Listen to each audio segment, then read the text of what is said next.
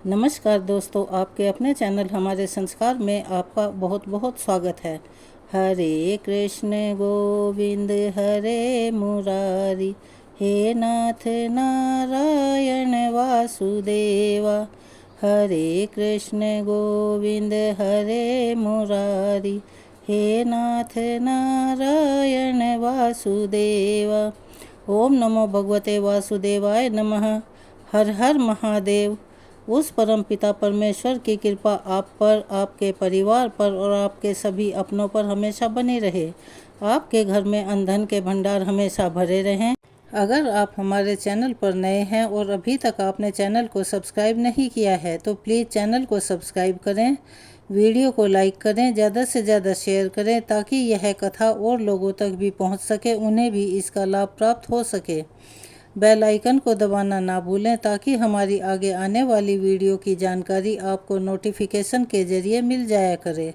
तो चलिए शुरू करते हैं आज की आषाढ़ मास की कथा महात्म्य अध्याय 11। देख पराई चूपड़ी मत ललचाए जी, रूखी सूखी खाए के ठंडा पानी पी।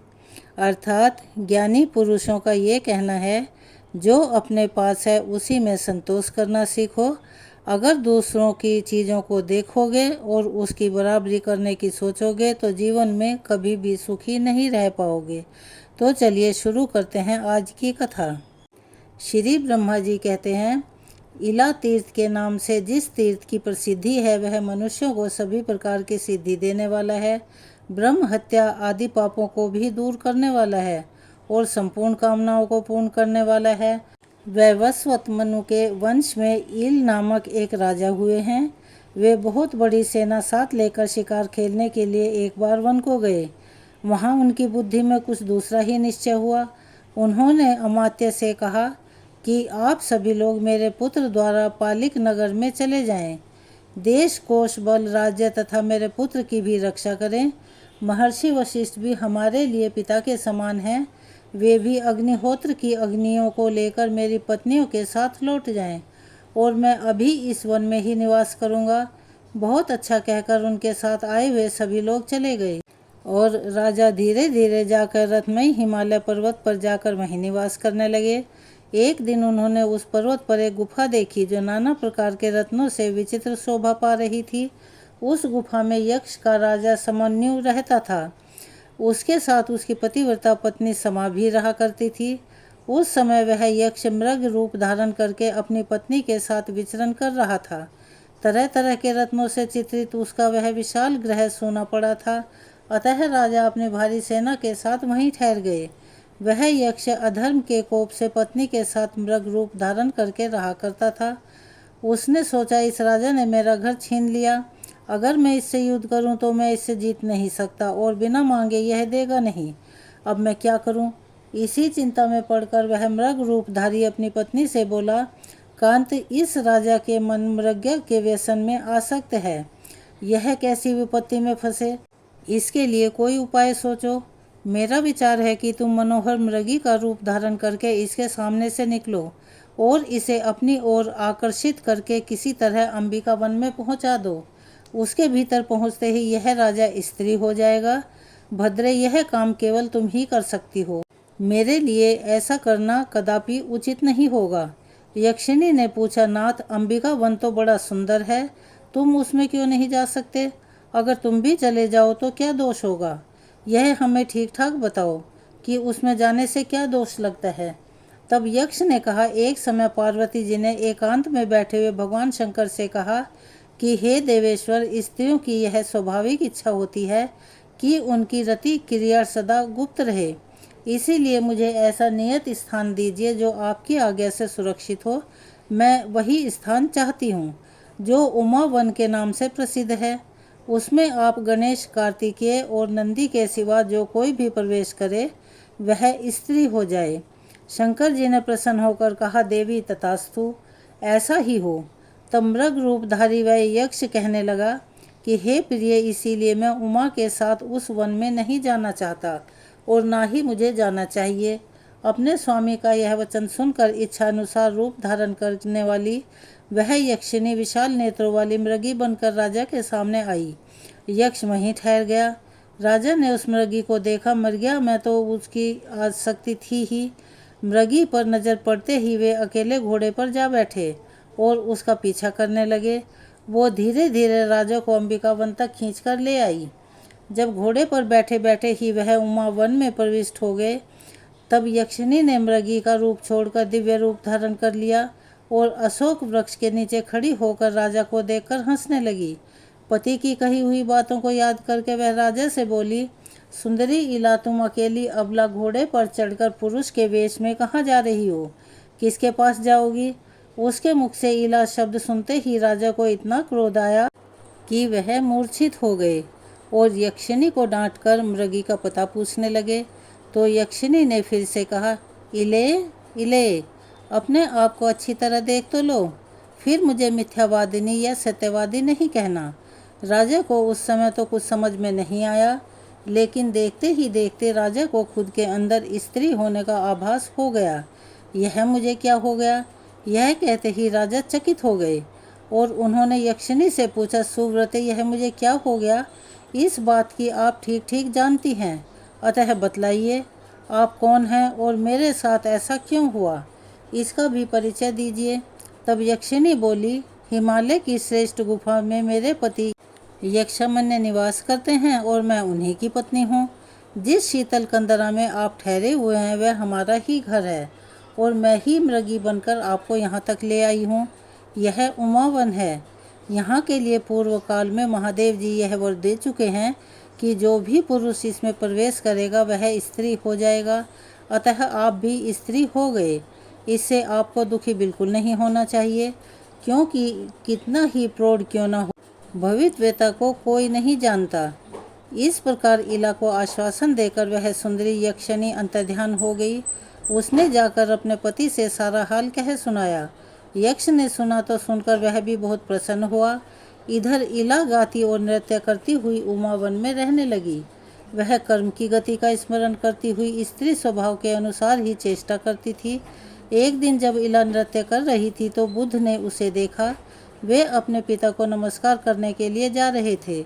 इला पर नजर पड़ते ही उन्होंने अपनी यात्रा स्थगित कर दी और उसके पास आकर कहा, देवी, तू स्वर्ग में रहकर मेरी प्रिया हो जा, मेरी पत्नी बन जा। इला ने भक्तिपूर्वक बुध की आज्ञा का अभिनंदन करके उसे सहज स्वीकार कर लिया। अब बुध अपने उत्तम स्थान पर ले जाकर इला के साथ प्रेम पूर्वक विहार करने लगे। उसने भी सभी प्रकार की सेवाओं से अपने पति को संतुष्ट किया। इस तरह बहुत सारा समय बीत जाने के बाद बुध ने प्रसन्न होकर एक दिन अपनी प्रिया से कहा कि कल्याणी, मैं तुझे क्या दूं? तेरे मन में जो भी प्रिय वस्तुओं का मांग ले। इला ने सुना तो सहसा बोल उठी कि मुझे पुत्र दे दीजिए। तब बुध ने तथास्तु कहते हुए कहा कि तुम्हारे गर्भ से विश्वविख्यात अक्षत्रिय पुत्र उत्पन्न होगा। उसे चंद्रवंश की वृद्धि होगी। वह तेज में सूर्य, बुद्धि में बृहस्पति और क्षमा में पृथ्वी, युद्ध संबंधी पराक्रम में भगवान विष्णु और क्रोध में अग्नि के समान होगा। समय आने पर महात्मा बुद्ध का पुत्र उत्पन्न हुआ। उस समय देवलोक में सब ओर जय जयकार का शब्द गूंज उठा। उस बालक के जन्मोत्सव में सभी प्रधान प्रधान देवता आए। मैं भी बड़ी प्रसन्नता के साथ उसमें सम्मिलित हुआ। वह बालक जन्म लेते ही उच्च स्वर में रोया। अतः वहाँ एकत्रित हुए देवताओं तथा ऋषियों ने एक दूसरे से कहा, इस बालक ने पुरु अर्थात अत्यंत उच्च स्वर से रव अर्थात शब्द किया है, अतः इसका नाम पुरुरवा होना चाहिए। सबने संतुष्ट होकर यही नाम रख दिया। फिर बुद्ध ने अपने पुत्र को क्षत्रियोचित विद्या पढ़ाई और प्रयोग सहित धनुर्विद्या का ज्ञान भी दिया। पूर्वारवा शुक्ल पक्ष के चंद्रमा की भांति शीघ्र ही बढ़कर बड़ा हो गया। उसने अपनी माता को दुखी देख विनीत भाव से नमस्कार करके कहा, माता श्री बुद्ध मेरे पिता और आपके प्रियतम पति हैं। मुझ जैसा कर्मठ पुरुष आपका पुत्र है, फिर भी आपके मन में चिंता किस बात की है? पुत्र की बात सुनकर इला बोली, बेटा तुम ठीक कहते हो।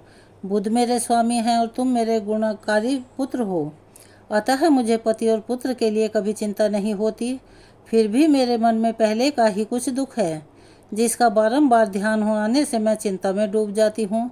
पुरुरवा ने अपनी माँ को चिंतित देखकर कहा, माँ पहले मुझे अपना वही दुख बताओ, तब इला ने पुरुरवा को इक्ष्वाकु वंश का परिचय देते हुए अपने जन्म का नाम, राज्य प्राप्ति, पुत्र जन्म, पुरोहित वशिष्ठ प्रिय पत्नी, वन में आने की, हिमालय की कंदरा में निवास करने की, उमा वन में प्रवेश, पुरुष से स्त्री बनने की, बुद्ध से समागम, प्रेम तथा पुनः पुत्र जन्म आदि से संबंध रखने वाली सारी बातें कह सुनाई। सुनकर पुररवा ने माता से पूछा, माँ मैं क्या करूँ? क्या करने से शुभ परिणाम होगा और तुम्हारा दुख भी दूर हो जाएगा? तो इला बोली, बेटा तुम्हारे अनुग्रह से मैं पुरुषत्व की प्राप्ति, उत्तम राज्य, तुम्हारा तथा अन्य पुत्रों का अभिषेक, दान देना, यज्ञ करना तथा मुक्ति के मार्ग का अवलोकन करना, यह आदि सब कुछ करना चाहती हूँ। तुम अपने पिता बुद्ध के पास जाकर सभी बातें यथार्थ रूप से पूछो, वे सब जानते हैं, तुम्हारे लिए हितकर उपदेश अवश्य देंगे। माता के कहने से पुररवा अपने पिता के पास गए और उन्हें प्रणाम करके उन्होंने अपनी माता का तथा अपना कर्तव्य पूछा। बुद्ध ने कहा, महामते मैं राजा इल को जानता हूँ, उनके इला होने का वृतांत भी मुझसे छुपा नहीं है। उमा के वन में आना और उस वन के विषय में भगवान शंकर की आज्ञा का हाल भी मुझे मालूम है। बेटा भगवान शिव और माता पार्वती के प्रसाद से इल का श्राप दूर हो सकता है। उन दोनों की आराधना के सिवाय दूसरा कोई उपाय नहीं है। तुम गोदावरी नदी के तट पर जाओ, वहाँ भगवान शिव पार्वती जी के साथ सदा विराजमान रहते हैं। वे ही वरदान देकर शाप का नाश करेंगे। पिता की बातें सुनकर पुरुरवा बहुत प्रसन्न हुए। उन्होंने माता को पुरुषत्व प्राप्त होने की इच्छा से हिमालय पर्वत, माता पिता तथा गुरु को मस्तक झुकाया और तपस्या करने के लिए तुरंत ही त्रिभुवन पावनी गौतमी गंगा की ओर प्रस्थान किया। पुत्र के पीछे पीछे इला और बुद्ध भी गए। वे सब लोग गौतमी के तट पर पहुँचे और वहाँ स्नान करके तपस्या करते हुए भगवान की स्तुति करने लगे। पहले बुद्ध ने, फिर इला ने, फिर पुरुरवा ने देवी पार्वती तथा भगवान शंकर का स्तवन किया। बुद्ध बोले, जो अपने शरीर की केसर से स्वभावतः स्वर्ण के सदृश कांतिमान और सुंदर दिखाई देते हैं, कार्तिकेय और गणेश जी के द्वारा जिनकी सदा अर्चना होती रहती है, वे शरणागत वत्सल उमा महेश्वर मुझे शरण दें। इला बोली, संसार के त्रिविध ताप रूपी दावानल से दग्ध होने वाले देहधारी जिनका चिंतन करने से तत्काल ही परम शांति को प्राप्त होते हैं, वे कल्याणकारी उमा महेश्वर मुझे शरण दें। हे देव, मैं आर्त हूँ, मेरे हृदय में बड़ी पीड़ा है। क्लेश आदि से मेरी रक्षा करने वाला आपके सिवाय कोई दूसरा नहीं है। शरणागत की रक्षा करने वाले आपके जो दोनों परम पवित्र चरण हैं, वे मुझे शरण दें। पुरुरवा बोले, जिनसे इस जगत की उत्पत्ति होती है तथा प्रलय काल में वह सब जिनके ही भीतर लय हो को प्राप्त होता है, वे संसार को शरण देने वाले जगत उमा महेश्वर मुझे शरण दें। देवताओं के समुदाय में एक महान उत्सव के अवसर पर गिरिराज कुमारी पार्वती ने महादेव जी से कहा था, हे ईश, आप मेरे दोनों चरण पकड़िए। इस पर शिव जी ने अत्यंत प्रीतिवश पार्वती जी के जिन दोनों शरणागत पालन चरणों को ग्रहण किया था, वे मुझे शरण दें। यह स्तुति सुनकर उमा व महेश्वर प्रकट हो गए। भगवती उमा ने कहा, तुम लोगों का मनोरथ क्या है, बताओ, मैं उसे पूर्ण करूंगी। तुम्हारा कल्याण हो, तुम सब लोग कृतार्थ हो गए। जो वस्तु देवताओं के लिए भी दुर्लभ है, वह भी मैं तुम्हें दूंगी। सुनकर पुरुरवा बोले, हे जगदम्बिके, राजा इल अज्ञानवश आपके वन में घुस गए थे। हे देवेश्वरी, आप उनसे उस अपराध को क्षमा कर दीजिए और पुनः उन्हें पुरुषत्व प्रदान करें। पार्वती ने भगवान शंकर की सम्मति के अनुसार तथास्तु कहकर उन सब की प्रार्थना स्वीकार कर ली। इसके बाद शिवजी ने कहा, राजा इल गौतमी गंगा में स्नान करने मात्र से पुरुष हो जाएंगे। तब बुद्ध की पत्नी इला ने गंगा में स्नान किया। स्नान करने के बाद इला के शरीर से जो जल चूर रहा था, उसके साथ उसके नारी जन उचित सौंदर्य, नृत्य तथा संगीत भी गंगा की धारा में मिल गए। वे ही नृत्य गीता और सौभाग्य नाम की नदियों के रूप में परिणित हो गए। वे नदियाँ भी गंगा में आ मिली। इससे वहाँ 3 पवित्र संगम हो गए। उनमें किया हुआ स्नान और दान इंद्र पद की प्राप्ति कराने वाला है। शिव और पार्वती के प्रसाद से पुरुषत्व प्राप्त करने के बाद राजा इल ने महान अभ्युदय की सिद्धि के लिए वहाँ अश्वमेध यज्ञ किया। पुरोहित वशिष्ठ अपनी पुत्री पुत्र अमात्य सेना और कोष को भी लाकर उन्होंने वह यज्ञ संपन्न किया। दंडक वन में इल ने चतुरंगी सेना सहित राज्य की स्थापना की। वहाँ इल के नाम से विख्यात उनका नगर भी है। सूर्यवंश की परंपरा जो उन्होंने पहले पुत्र उत्पन्न किए थे, उनको राज्य पर अभिषेक करने के पीछे स्नेहवर्धन राजा को पुरुषत्व की प्राप्ति हुई। वहाँ गौतमी के दोनों तटों पर 16,000 तीर्थों का निवास है और वहाँ ईश्वर नामक भगवान शंकर की भी स्थापना हुई है। उन तीर्थों में स्नान और दान करने से संपूर्ण यज्ञों का फल प्राप्त हो जाता है। ऐसा कहकर श्री ब्रह्मा जी मौन हो गए। आज की कथा को हम यहीं विराम देते हैं। तो चलिए अब सुनते हैं अपनी पौराणिक कथा। पुलसत्य जी कहते हैं कि अगस्त जी के ऐसे अद्भुत वचन सुनकर श्री रघुनाथ जी ने विस्मय के कारण पुनः प्रश्न किया कि महामुनि, वह वन जिसका विस्तार 100 योजन का था पशु पक्षियों से रहित, निर्जन, सोना और भयंकर कैसे हुआ? अगस्त जी कहने लगे कि राजन, पूर्व समय के सतयुग की बात है। वैवस्वत मनु इस पृथ्वी का शासन करने वाले राजा थे। उनके पुत्र का नाम इक्ष्वाकु था। इक्ष्वाकु बड़े ही सुंदर और अपने भाइयों में सबसे बड़े थे। महाराज उन्हें बहुत मानते थे। उन्होंने इक्ष्वाकु को भूमंडल के राज्य पर अभिषिक्त करके कहा कि तुम पृथ्वी के राज के सम्राट बनो। रघुनंदन बहुत अच्छा कहकर इक्ष्वाकु के पिता की आज्ञा स्वीकार कर ली।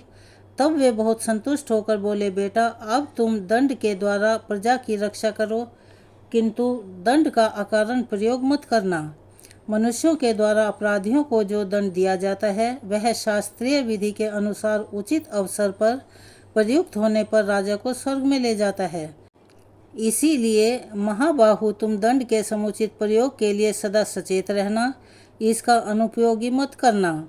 ऐसा करने पर संसार में तुम्हारे द्वारा अवश्य ही परम धर्म का पालन होगा। इस प्रकार एकाग्र मन से अपने पुत्र इक्ष्वाकु को बहुत सारे उपदेश देकर महाराजा मनु बड़ी प्रसन्नता के साथ स्वर्गलोक को सिधार गए। इसके बाद राजा इक्ष्वाकु को यह चिंता हुई कि मैं कैसे पुत्र उत्पन्न करूं। इसके लिए उन्होंने तरह तरह के शास्त्रीय कर्म, यज्ञ इत्यादि किए, तो उन्हें अनेकों पुत्रों की प्राप्ति हुई। देवकुमार के समान तेजस्वी राजा इक्ष्वाकु ने पुत्रों को जन्म देकर अपने पितरों को संतुष्ट किया। रघुनंदन इक्ष्वाकु के पुत्रों में जो सबसे छोटा था वह गुणों में सबसे श्रेष्ठ था। वह शूर और विद्वान तो था ही, प्रजा का आदर करने के कारण सबके विशेष गौरव का पात्र हो गया था। उसके बुद्धिमान पिता ने उसका नाम दंड रखा और विंध्यागिरी के 2 शिखरों के बीच में उसके रहने के लिए एक नगर दे दिया। उस नगर का नाम था मधुमती। धर्मात्मा दंड ने बहुत वर्षों तक वहाँ का आकंटक राज्य किया। इसके बाद एक समय, जबकि चारों ओर चैत्र मास की मनोरम छटा छा रही थी, राजा दंड भार्गव मुनि के रमणीक आश्रम के पास गया। वहाँ जाकर उसने देखा कि भार्गव मुनि की परम सुंदरी कन्या, जिसके रूप की कहीं तुलना नहीं थी, वन में घूम रही थी। उसे देखकर राजा दंड के मन में पाप का उदय हुआ और वह कामबाण से पीड़ित होकर उस कन्या के पास जाकर बोला, सुंदरी, तुम कहाँ से आई हो? शोभामयी, और तुम किसकी पुत्री हो? मैं काम से पीड़ित होकर तुमसे यह बात पूछ रहा हूँ। वरारोहे, मैं तुम्हारा दास हूँ। सुंदरी, मुझ भक्त को अंगीकार करो। तब वह कन्या, जिसका नाम अर्जा था, कहने लगी, राजन, आपको पता होना चाहिए कि मैं भार्गव वंश की कन्या हूँ। पुण्यात्मा शुक्राचार्य की मैं सबसे बड़ी पुत्री हूँ। मेरा नाम अर्जा है। पिताजी इस आश्रम पर ही निवास करते हैं। महाराज शुक्राचार्य मेरे पिता हैं और आप उनके शिष्य हैं। इसीलिए धर्म के नाते तो मैं आपकी बहन हूँ। इसीलिए आपको मुझसे ऐसी बातें नहीं कहनी चाहिए। अगर कोई दूसरा दुष्ट पुरुष भी मुझ पर बुरी नज़र डाले, तब भी आपको सदा उनके हाथों से मेरी रक्षा ही करनी चाहिए। मेरे पिता बड़े क्रोधी और भयंकर स्वभाव के हैं। वे अपने शाप से आपको अभी भस्म कर सकते हैं। इसीलिए राजन, आप मेरे महातेजस्वी पिता के पास जाइए और धर्मानुसार आचरण करने पर आप पर महान और घोर दुख आ पड़ेगा। मेरे पिता का क्रोध उमड़ जाने पर वे पूरे त्रिलोकी को भी जलाकर खाक कर सकते हैं, तब राजा दंड बोला, सुंदरी, तुम्हें पा लेने पर फिर चाहे मेरा वध हो जाए या वध से भी महान कष्ट क्यों न भोगना पड़े, मुझे स्वीकार है। भीरू, मैं तुम्हारा भक्त हूँ, तुम मुझे स्वीकार करो। ऐसा कहकर राजा ने उस कन्या को बलपूर्वक बाहुपाश में जकड़ लिया और उस एकांत वन में, जहाँ से कहीं आवाज़ भी नहीं पहुँच सकती थी, उसे निर्वस्त्र कर दिया। बेचारी अबला उसकी भुजाओं से छूटने के लिए बहुत छटपटाई, परंतु फिर भी उसने स्वेच्छा अनुसार उसके साथ भोग किया। राजा दंड वह अत्यंत कठोरतापूर्वक और महाभयानक अपराध करके तुरंत अपने नगर को चल दिया। भार्गव कन्या अर्जा दीन भाव से रोती हुई और अत्यंत उद्विग्न होकर आश्रम के पास अपने देवता तुल्य पिता के पास आई। उसके पिता अमित तेजस्वी देव ऋषि शुक्राचार्य सरोवर पर स्नान करने गए थे। स्नान करके वे 2 ही घड़ी में शिष्यों सहित आश्रम पर वापस लौट आए। आश्रम में आकर उन्होंने देखा कि अर्जा की दशा तो बड़ी दयनीय है। वह धूल में सनी हुई थी। तुरंत ही सारा रहस्य उनके ध्यान में आ गया। फिर तो शुक्र को बड़ा रोष हुआ। वे तीनों लोगों को दग्ध से करते हुए अपने शिष्यों को सुनाकर कहने लगे, धर्म के विपरीत आचरण करने वाले अदूरदर्शी दंड के ऊपर प्रज्वलित अग्निशिखा के समान भयंकर विपत्ति आ रही है। तुम सब लोग देखना, वह खोटी बुद्धि वाला पापी राजा अपने देश से भृत्य सेना और वाहन सहित नष्ट हो जाएगा। उसका राज्य 100 योजन लंबा चौड़ा है। उस समूचे राज्य में इंद्र धूल की बड़ी भारी वर्षा करेंगे। उस राज्य में रहने वाले स्थावर जंगम जितने भी प्राणी हैं, उन सब का उस धूल की वर्षा से जल्दी ही नाश हो जाएगा। जहाँ तक दंड का राज्य है, वहाँ तक के उपवन और आश्रमों में अचानक 7 रात तक धूल की वर्षा होती रहेगी। क्रोध से संतप्त होने के कारण इस प्रकार का श्राप देकर महर्षि शुक्राचार्य ने आश्रमवासी शिष्यों से कहा कि तुम लोग यहाँ रहने वाले सब लोगों को इस राज्य की सीमा से बाहर ले जाओ। उनकी आज्ञा पाते ही आश्रमवासी मनुष्य जल्दी ही उस राज्य से हट गए और सीमा से बाहर जाकर उन्होंने अपने अपने डेरे डाल लिए। इसके बाद शुक्राचार्य अर्जा से बोले, ओ नीच बुद्धि वाली कन्या, तू अपने मन को एकाग्र करके सदा इस आश्रम पर ही निवास कर। यह 4 कोस के विस्तार का सुंदर शोभा संपन्न सरोवर है। अर्जा, तू रजोगुण से रहित सात्विक जीवन बिताती हुई यहाँ 100 वर्षों तक रह। महर्षि का यह आदेश सुनकर अर्जा ने उनकी बात को स्वीकार कर लिया। उस समय वह बहुत ही दुखी हो रही थी। शुक्राचार्य ने कन्या से ऐसी बातें कहकर फिर वहाँ से दूसरे आश्रम के लिए प्रस्थान किया। ब्रह्मवादिनी गिरी के शिखरों पर फैला हुआ राजा दंड का समूचा राज्य 1 सप्ताह के अंदर ही जलकर खाक हो गया। तब से वह विशाल वन दंडकारण्य कहलाता है। रघुनंदन, आपने जो मुझसे पूछा था वह सारा प्रसंग मैंने कह सुनाया। अब संधि पासन का समय बीता जा रहा है। यह महर्षिगण सब और जल से भरे घड़े लेकर अर्घ्य देकर भगवान सूर्य की पूजा कर रहे हैं। अतः आप भी चलकर संध्या वंदन कीजिए। ऋषि की आज्ञा मानकर श्री रघुनाथ जी संध्या पासन करने के लिए उस पवित्र सरोवर के तट पर गए। इसके बाद आचमन और सायं संध्या कर श्री रघुनाथ जी महात्मा कुंभज के आश्रम में गए। वहाँ उन्होंने बड़े आदर के साथ अधिक गुणकारी फल मूल और रसीले साग भोजन के लिए अर्पित किए। श्री राम ने बड़ी प्रसन्नता के साथ उस अमृत के समान मधुर भोजन का भोग लगाया और पूर्ण तृप्त होकर रात में वहीं विश्राम किया। सवेरे उठकर उन्होंने अपना नित्य कर्म किया और वहाँ से विदा होने के लिए महर्षि के पास गए। वहाँ जाकर उन्होंने मुनि को प्रणाम किया और कहने लगे, ब्राह्मण, अब मैं आपसे विदा लेना चाहता हूँ, अब आज्ञा देने की कृपा करें। महामुनि, आज मैं आपके दर्शन से कृतार्थ और अनुग्रहित हुआ। श्री राम जी के ऐसे अद्भुत वचन कहने पर तपस्वी अगस्त जी ने बहुत प्रसन्न होकर कहा, श्री राम कल्याणमयी संपूर्ण प्राणियों को पवित्र करने वाला है। जो मनुष्य आपको 2 घड़ी भी देख लेते हैं वे समस्त प्राण में पवित्र और देवता कहलाते हैं। रघुश्रेष्ठ, आप समस्त देहधारियों के लिए परम पावन हैं और आपका प्रभाव ऐसा ही है, जो लोग आपकी चर्चा करेंगे उन्हें भी सिद्धि प्राप्त होगी। आप इस मार्ग से शांत और निर्भय होकर जाइए और धर्म पूर्वक राज्य का पालन कीजिए, क्योंकि आप ही इस जगत के एकमात्र सहारे हैं। महर्षि के ऐसा कहने पर महाराज श्री राम जी ने हाथ जोड़कर उन्हें प्रणाम किया और अन्यान्य मुनिवर को भी, जो सब के सब तपस्या के धनी थे, सादर अभिवादन करके विशांत भाव से सुवर्ण भूषित पुष्पक विमान पर चढ़ गए। यात्रा के समय मुनिगणों ने सब ओर से उन पर आशीर्वाद की वर्षा की। समस्त पुरुषार्थ के ज्ञाता श्री रघुनाथ जी दोपहर होते होते अयोध्या में पहुंचकर 7वीं ड्योढ़ी में उतरे। इसके बाद उन्होंने इच्छानुसार चलने वाले उस परम सुंदर पुष्पक विमान को विदा कर दिया। फिर महाराज ने द्वारपालों से कहा कि तुम लोग बड़ी जल्दी जाकर भरत और लक्ष्मण को मेरे आने की सूचना दो, उन्हें अपने साथ लिवा लाओ, देर मत करना। तब द्वारपाल आज्ञा के अनुसार जाकर दोनों कुमारों को बुला लाए। रघुनाथ जी अपने प्रिय बंधु भरत और लक्ष्मण को देखकर बहुत प्रसन्न हुए और उन्हें अपने हृदय से लगाकर बोले, मैंने ब्राह्मण के शुभ कार्य का यथावत संपादन किया है। अब मैं प्रतिमा स्थापन, देवालय निर्माण आदि पूर्व धर्म के अनुष्ठान करूंगा। वीरों, मेरा कान्या कुब्ज देशों में जाकर भगवान वामन की प्रतिष्ठा करने का विचार है। भीष्म जी ने पूछा, ब्रह्म ऋषि श्री राम जी ने कान्याकुब्ज देश में भगवान वामन की प्रतिष्ठा किस प्रकार की? उन्हें श्री वामन जी का विग्रह कहाँ से मिला? इन सब बातों का विस्तार के साथ वर्णन कीजिए। भगवान श्री राम जी के कीर्तन के संबंध रखने वाली कथा बड़ी ही मधुर, पावन और मनोहर होती है। आपने जो यह कथा सुनाई उससे मेरे हृदय में और कानों को बड़ा सुख मिला है। सारा संसार भगवान श्री राम को प्रेम और अनुराग से देखता है। वे बड़े ही धार्मिक थे।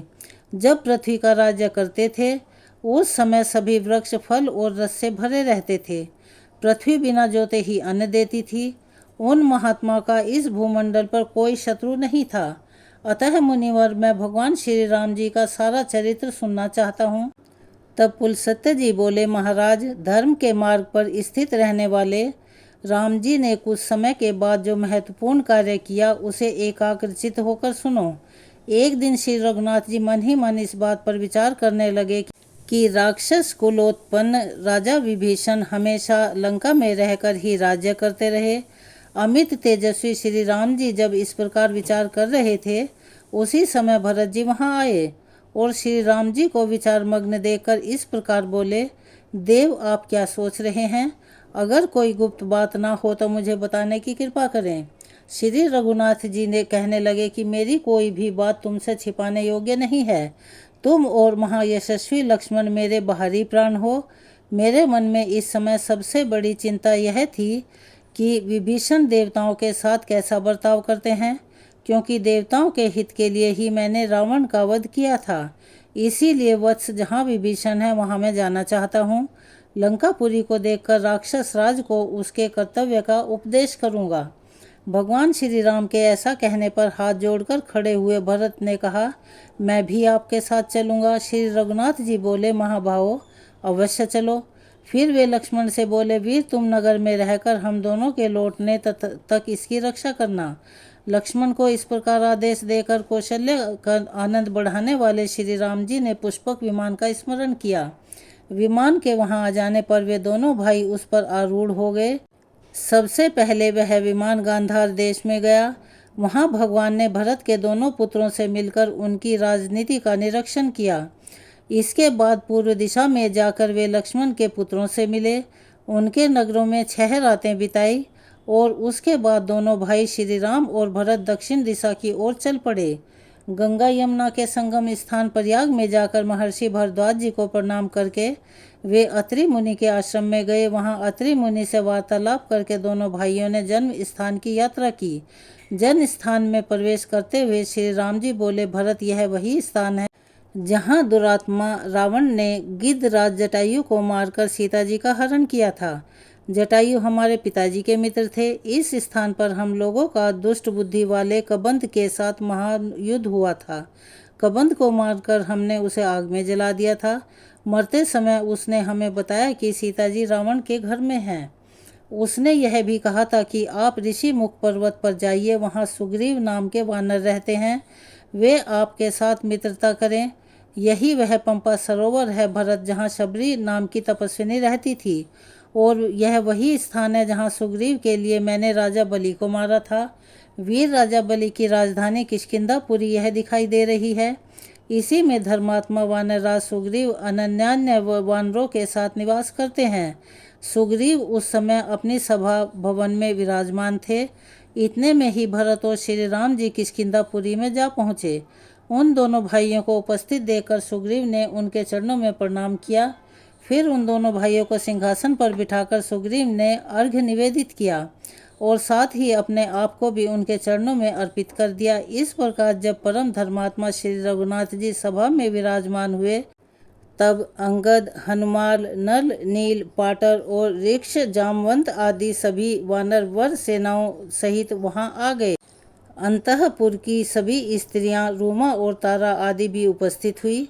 सबको बड़ा आनंद प्राप्त हुआ। सब लोग भगवान को साधुवाद देने लगे और सबने भगवान का दर्शन करके प्रेम से गदगद होकर उन्हें प्रणाम किया। सुग्रीव बोले, महाराज, आप दोनों ने किस कार्य से यहाँ पधारने की कृपा की है, वह शीघ्र ही बताइए। सुग्रीव के इस प्रकार पूछने पर श्री रामचंद्र जी की आज्ञा से भरत ने लंका यात्रा की बात बता दी। तब सुग्रीव ने कहा कि मैं भी आप दोनों के साथ राक्षस राज विभीषण से मिलने के लिए लंकापुरी में चलूँगा। सुग्रीव के ऐसा कहने पर श्री रघुनाथ जी ने कहा, चलो। फिर सुग्रीव, श्री राम जी और भरत वह तीनों पुष्पक विमान पर बैठे। तुरंत ही वह विमान समुद्र के उत्तर तट पर जा पहुंचा। उस समय श्री राम जी ने भरत से कहा, भरत, यह वही स्थान है जहां राक्षस राज विभीषण अपने 4 मंत्रियों को साथ लेकर प्राण बचाने के लिए मेरे पास आए थे। उसी समय लक्ष्मण ने लंका के राजा पर उनका अभिषेक किया था। यहाँ मैं समुद्र के इस पार 3 दिन तक इस उम्मीद से ठहरा रहा कि यह मुझे दर्शन देगा और सगर का पुत्र होने के कारण अपना कुटुंबी समझकर मेरा कार्य करेगा, किंतु तब तक इसने मुझे दर्शन नहीं दिया। यह देखकर चौथे दिन मैंने बड़ी तेजी से धनुष चढ़ाकर हाथ में दिव्यास्त्र ले लिया। यह देखकर समुद्र को बड़ा भय हुआ और वह शरणार्थी होकर लक्ष्मण के पास पहुंचा। सुग्रीव ने भी बहुत अनुनय विनय की और कहा कि प्रभु, इसे क्षमा कर दीजिए। तब मैंने वह बाण मरु देश में फेंक दिया। इसके बाद समुद्र ने मुझसे कहा, रघुनंदन, आप मेरे ऊपर पुल बांधकर जलराशि से भरे महासागर के पार चले जाइए। तब मैंने वरुण के निवास स्थान समुद्र पर यह महान पुल बांधा था। श्रेष्ठ वानरों ने मिलकर 3 ही दिनों में यह कार्य पूरा किया था। पहले दिन उन्होंने 14 योजन तक पुल बांधा, दूसरे दिन 36 योजन तक और तीसरे दिन 100 योजन तक का पूरा पुल तैयार कर दिया। देखो, यह लंका दिखाई दे रही है। इसका परकोटा और नगर द्वार सब सोने के बने हुए हैं। यहाँ वानर वीरों ने बहुत बड़ा घेरा डाला था। यहाँ नील ने राक्षस श्रेष्ठ प्रहस्त का वध किया था। इसी स्थान पर हनुमान जी ने धूम्र को मार गिराया था। और देखो, यहीं सुग्रीव ने महोदर और अतिकाय को मौत के घाट उतारा था। और इसी स्थान पर मैंने कुंभक को और लक्ष्मण ने इंद्रजीत को मारा था। और यहीं पर मैंने राक्षस राज दक्ष ग्रीव का वध किया था। यहाँ लोक पितामह ब्रह्मा जी मुझसे वार्तालाप करने के लिए पधारे थे। उनके साथ पार्वती जी सहित त्रिशूलधारी भगवान शंकर भी थे। हमारे पिता दशरथ भी यहीं स्वर्गलोक से पधारे थे। जानकी जी की शुद्धि चाहने वाले उन सभी लोगों के सामने सीता जी ने इसी स्थान पर अग्नि में प्रवेश किया था और वे सर्वथा शुद्ध प्रमाणित हुई थी। लंकापुरी के अधिष्ठाता देवताओं ने भी सीता जी की अग्नि परीक्षा देखी थी। पिताजी की आज्ञा से मैंने सीता जी को स्वीकार किया। इसके बाद महाराज ने मुझसे कहा कि बेटा, अब अयोध्या को जाओ। आज बस इतना ही। आगे भगवान श्री राम जी ने जो भी बातें बताई, उन सभी का विस्तार पूर्वक वर्णन आप हमारी अगली वीडियो में सुनेंगे। तब तक के लिए हरे कृष्णा, राधे राधे, हर हर महादेव। अगर आप हमारे चैनल पर नए हैं और अभी तक आपने चैनल को सब्सक्राइब नहीं किया है तो प्लीज़ हमारे चैनल को सब्सक्राइब कर लें। वीडियो को लाइक करें, ज़्यादा से ज़्यादा शेयर करें ताकि यह कथा कहानियाँ और लोगों तक भी पहुंच सके और उन्हें भी इसका लाभ प्राप्त हो सके। बेल आइकन को दबाना ना भूलें ताकि हमारी आगे आने वाली वीडियो की जानकारी आपको नोटिफिकेशन के ज़रिए मिल जाया करे। अपना प्यार और सहयोग हमें ऐसे ही देते रहें। कमेंट्स बॉक्स में हर हर महादेव, जय श्री राम, हरे कृष्णा, राधे राधे जिसमें भी आपकी श्रद्धा है लिखना ना भूलें। धन्यवाद।